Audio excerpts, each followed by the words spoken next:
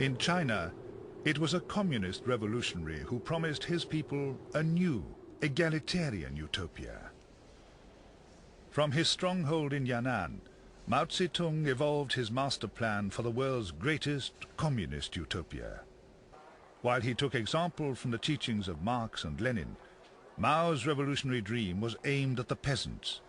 They would be the reapers of his continual revolution. For more than 2,000 years, China had been ruled by imperialist emperors. At the beginning of the 20th century, 90% of the population was still confined to the poverty of the countryside.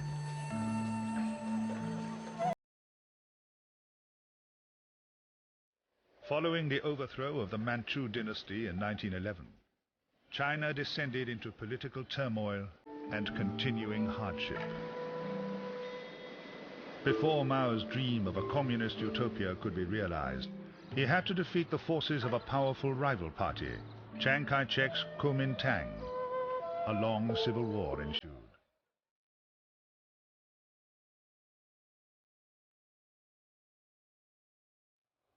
Mao achieved victory in 1948. Chiang Kai-shek and thousands of refugees fled to Taiwan.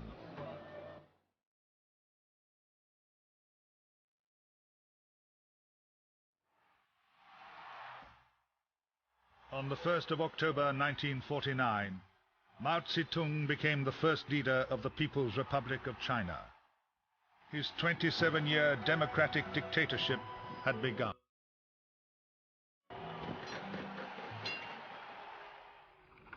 Mao's priority was to haul China into the 20th century. Frustrated by the slow pace of change, in 1958 he embarked on the Great Leap Forward.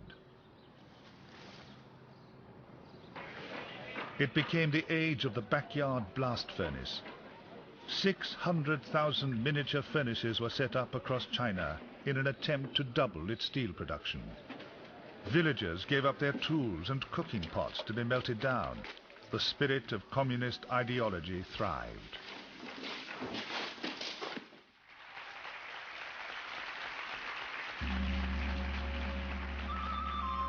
Mao glorified the peasants of the new people's communes. In return, they followed his every whim. Nothing was to stand in the way of the Great Leap Forward, not even the birds of the air. Every time a bird took a grain of rice, it deprived the people of food. Or so the theory went. Mao mobilized the whole of China to kill the sparrows.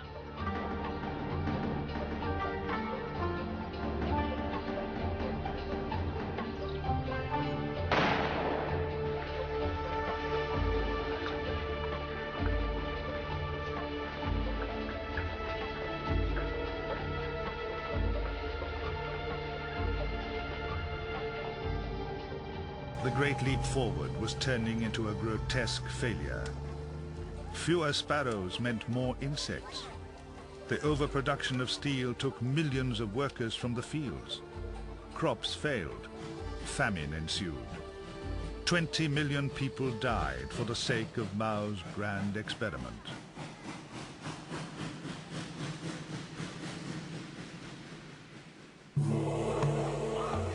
But Mao was the great survivor.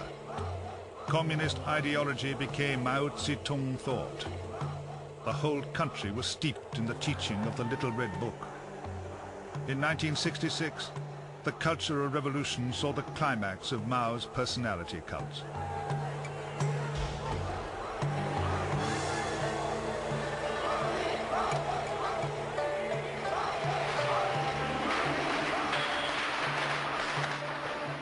Endless atrocities were committed in the name of ideological purity. Anarchy ensued as the factions Mao had unleashed struggled for his inheritance.